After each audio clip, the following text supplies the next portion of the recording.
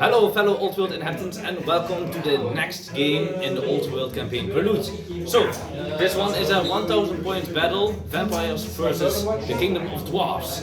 So for the deployment, on the right side, I got 16 ghouls, 20 zombies that I forgot to deploy last time, a corpse guard, 20 skeletons, 5 blood knights and the necromancer, level 4, and 5 dire wolves.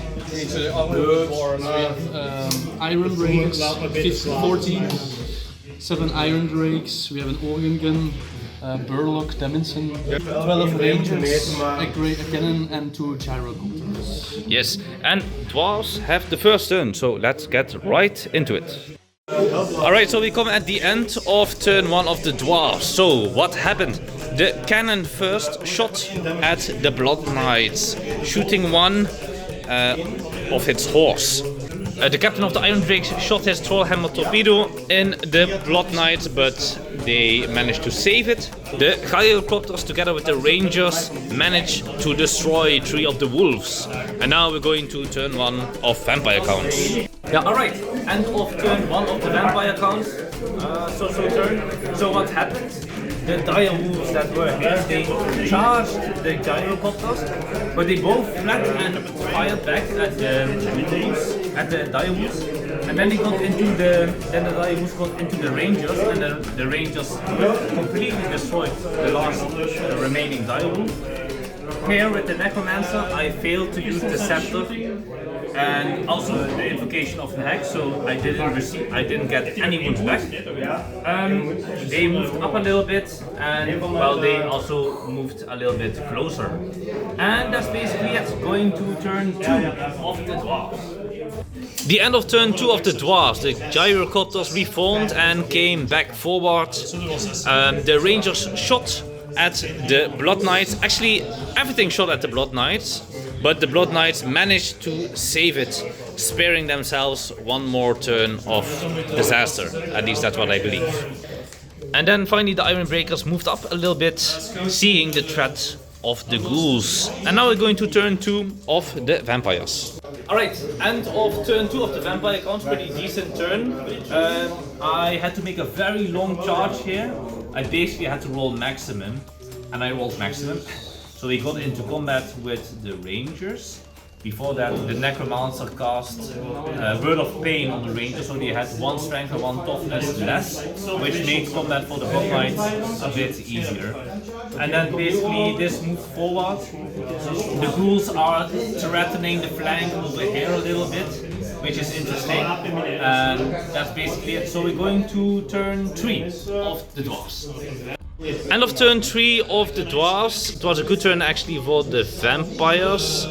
The strategy, however, of the dwarves was pretty good. The gyrocopter that was over there charged the flank of the blood knights, causing some impact hits, and then the lord also charged the blood knights. However, the knights managed to save almost every wound except for 1, so only 1 blood knight died, and then they won combat and they pursued the 1 remaining fleeing ranger over there and the lord that was over there. And then over here the Iron Breakers turned a little bit, just that they have an eye on the ghouls. And now we're going to turn 3 of the vampires. Yes. Alright, end of turn 3 of the vampires. The vampires won combat against the lord, the Dwarven Lord over here. The Dwarven Lord fell back in good order, and the vampires, blood knights pursued, and they came into contact with the cannon. Well, for the rest, they moved forward. We removed the forest, otherwise it was hard to place the units. And the ghouls are circling around over here. That's basically it for turn 3, so going to turn 4 of the dwarves. End of turn 4 of the dwarves, the gyrocopter charged the rear of the blood knights, dealing some impact hits, but the blood knights managed to save it. And while they managed to deal 2 wounds on the gyrocopter and 3 wounds on the cannon, so the cannon is gone. Then the gyrocopter fell back in good order this way, and then the blood knights, they followed up this way. I'm actually not really sure if that's possible, but I will figure that out later. That's basically Oh yeah, there was some shooting on the corpse guard, but since it's in the forest, it has full cover and it didn't get any wounds. So we're going to turn 4 of the vampire counts. End of turn 4 of the vampire counts. The Blood Knights won combat over here against the Gyrocopter. They did a flank charge over here, well the Bulls did a flank charge on the Iron Breakers, but they lost combat by 1. They gave ground and the Iron Breakers decided not to follow up. And that's basically the situation over here. They are out of the forest right now, he's still a little bit inside the forest. They were never in the forest. And now we're going to turn 5 of the Dwarfs. A good turn 5 of the Dwarfs with the combined shooting of well, actually the organ gun on its own destroyed the Blood Knights that were over here. And then the Iron Drakes managed to finish off the Necromancer.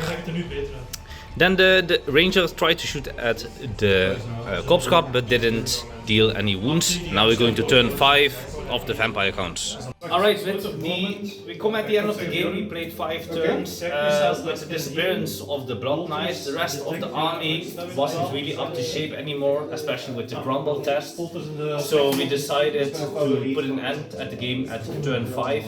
And after calculating the score, we came to the conclusion that the Dwarfs won with a minor victory of around 300 points in favor of the Dwarfs. Thank you very much for watching, and if you liked it, please like and subscribe, and hope to see you next time in the world of Legends. Until then.